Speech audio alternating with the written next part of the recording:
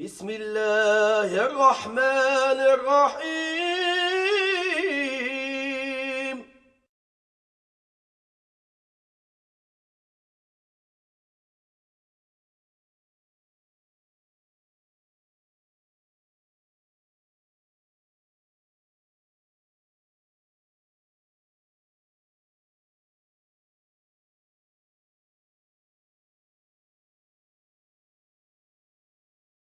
Now, one of the things that there is out there right now is there's two books on the New York Times bestseller list right now. Dawkins, The God Delusion, and the other one is Sam Harris, A Letter to a Christian Nation. Now, as for Mr. Dawkins, basically what he does is he takes the best of science and says, look how great we are, rah, rah, rah.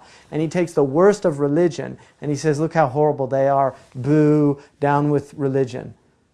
You know, not really fair. It's like putting a 90-pound weakling in with Muhammad Ali in the boxing ring and watching him pound him to a pulp. That's not fair. If you want to put Muhammad Ali's science, or really he should be religion, but if you want to put Muhammad Ali science in with religion, you have to find the George Foreman of religion or something. Just there has to be some parity or compatibility. Science has a lot of good in it. It also has a lot of bad. We tend to forget there's a lot of bad science in the world. For instance, there was a move in the United States in the early 20th century, in the 1920s, to basically sterilize poor people because they were seen scientifically as unworthy of breeding. That was a scientific theory. That scientific theory manifests in the Nazi movement because the Nazis believed in the science of eugenics, that they were actually a superior race. And they believed that the Jews were an inferior race. That's science, that's not religion. So Dawkins doesn't talk about that science. Science is only what's good and what's wonderful and what's... For instance, science creates things like agricultural systems that work. Like now we can put potassium and we can put phosphates into a chemical mix, and instead of allowing land to rest, they used to have crop rotation and allow land to rest, have a period of rest so that they'd let the animals come graze, they would defecate, that defecation would restore the soil to its natural and fertile nature. So science comes along and says, hey, you know what? We can replicate what the animals are doing. So let's put some potassium, some phosphate, put it together, put it in the soil, and we can just farm all year long. Well, then we find out that the topsoil is eroding all over the world because soil is not being allowed to rest. It's like having a woman pregnant all year long for 20, 30 years. How's she going to feel? So science has its downside as well. Now religion has its downside also.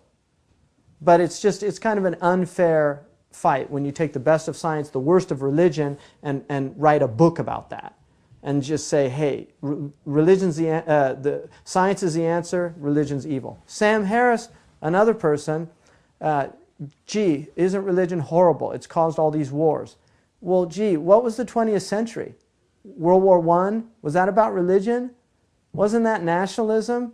World War II, was that about religion? Wasn't that fascism?